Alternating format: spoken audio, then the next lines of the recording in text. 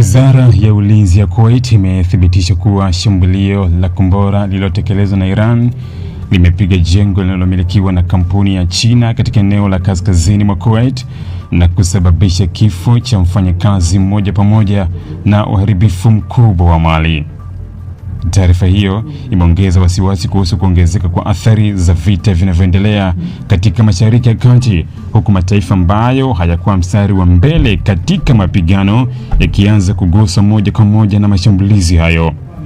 Kwa mujibu wa taarifa rasmi iliyotolewa hii leo Alhamisi, Julai 30 mwaka 2026, shambulio hilo limeelezwa kuwa ni uchokozi wa Iran dhidi ya eneo la Kuwait, likisema kwa tukio hilo limeleta madhara makubwa kwa miundombinu ya jengo pamoja na shughuli zilizokuwa zikiendelea ndani yake.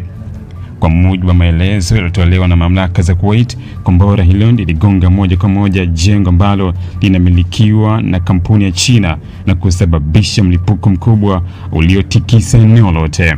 Mlipuko huo ulisababisha sehemu kubwa ya jengo kuharibika, huku vioo, kuta na miundombinu mingine vikiharibiwa vibaya kutokana na nguvu ya mlipuko.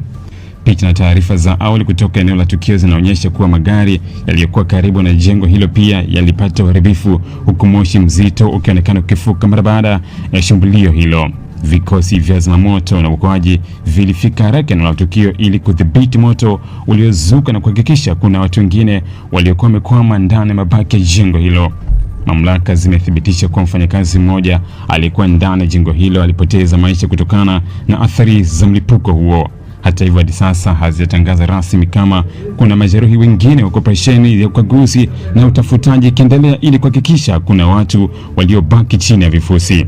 Maafisa wa usalama na vikosi vya ulinzi waliweka eneo hilo chini ya ulinzi mkali, wakizuia wananchi na vyombo visivyohusika kusogea karibu, wakati wataalamu wa usalama na uchunguzi wa milipuko wakifanya tathmini ya kina kuhusu ukubwa wa uharibifu na aina silaha iliyotumika katika shambulio hilo. Wizara ya Ulinzi ya Kuwait imeeleza kwa tukio hilo ni ukiukwaji mkubwa wa usalama na wa mamlaka za taifa, likisema kuwa hatua zote muhimu zinaendelea kuchukuliwa kulinda raia, wageni na miundombinu muhimu nchini humo. Serikali pia imeanza tathmini ya kina ya hali ya usalama katika maeneo ya viwanda, makampuni ya kimataifa na vituo vingine muhimu ili kuzuia hatari ya mashambulizi mengine. Vikosi vya ulinzi vimeongeza doria katika maeneo mbalimbali ya kimkakati, huku mifumo ya ulinzi wa anga ikiwekwa katika hali ya tahadhari ya juu kutokana na hofu ya mashambulizi zaidi. Shambulio hilo lina uzito wa kipekee kutokana na ukweli kwamba jengo lililengwa linamilikiwa na kampuni ya China, jambo ambalo linaweza kuongeza mwelekeo wa kidiplomasia kwa tukio hilo. China ni mmoja wa washirika wakubwa wa kiuchumi wa mataifa mengi katika Mashariki ya Kati, ikiwemo Iran na nchi za Ghuba. Kifo cha mfanyakazi katika jengo la kampuni ya China linaweza kuifanya Beijing kufuatilia kwa karibu maendeleo ya tukio hilo na kutathmini athari zake kwa usalama wa raia na uwekezaji wake katika eneo hilo. Hadi sasa kuna taarifa rasmi kutoka China kuhusu tukio hilo, lakini wachambuzi wanaamini kuwa linaweza kuwa sehemu ya ajenda ya mazungumzo ya kidiplomasia ikiwa hali ya usalama itaendelea kuzorota.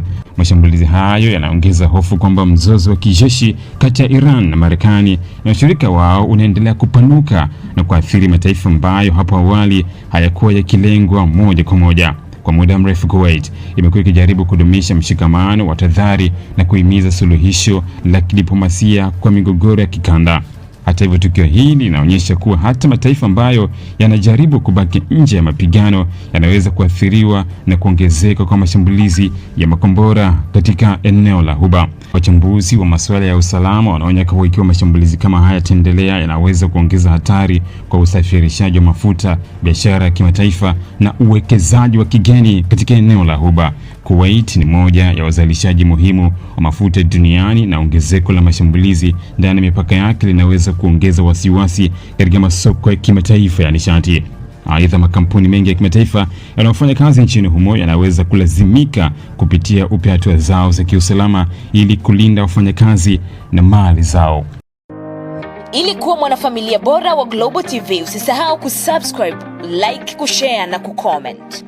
Baada ya kusubscribe, bonyeza alama ya kengele ili kupata taarifa kwa kila video inayopanda Global TV Online.